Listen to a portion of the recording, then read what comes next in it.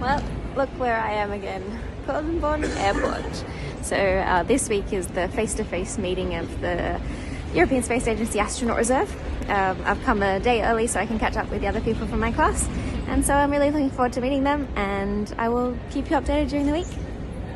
So I'm just back from a big first day of our reserves meeting. Some of the highlights were a tour of the training hall, the neutral buoyancy facility, and the Eurocom room.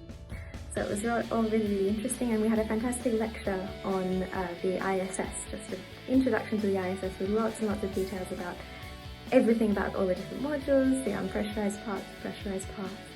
So it was super interesting, and then we had a social together this evening. So very nice day.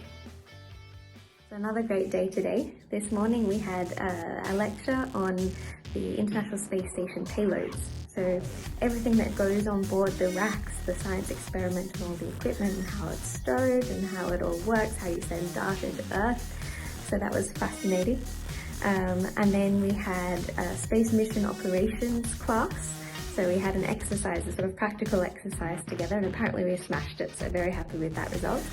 Then we had a call from the Director of Human and Robotic Exploration. We had a great meeting together with the rest of the European Astronaut Centre, so glad that they invited us to that. We had a social with them, and then as an added surprise at the end, we got to enter the neutral buoyancy facility. We didn't get to dive into the pool, but we did get to play with some of the extravehicular activity equipment, so got to see how that worked and have a try. So great day again.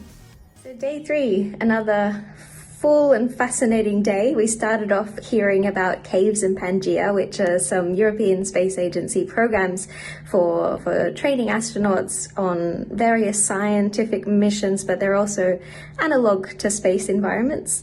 Then we had a class on human space physiology, so what happens to your body when it's in space. So we visited the ENVI-HAB, which is where things like bed rest studies go on. We also visited MUSC, which is the Microgravity User Support Centre.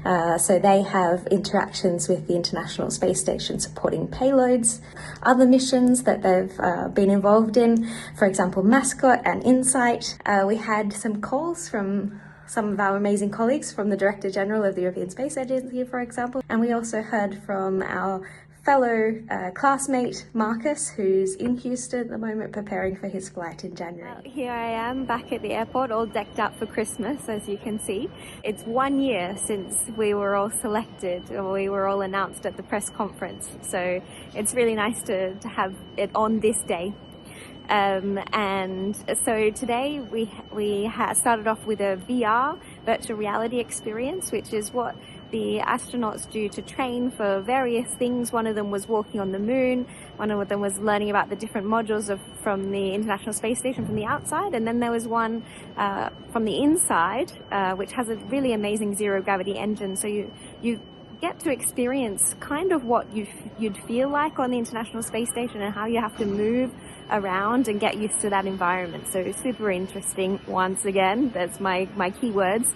Then we saw Alex Gerst do his recertification, the yearly recertification in the neutral buoyancy facility.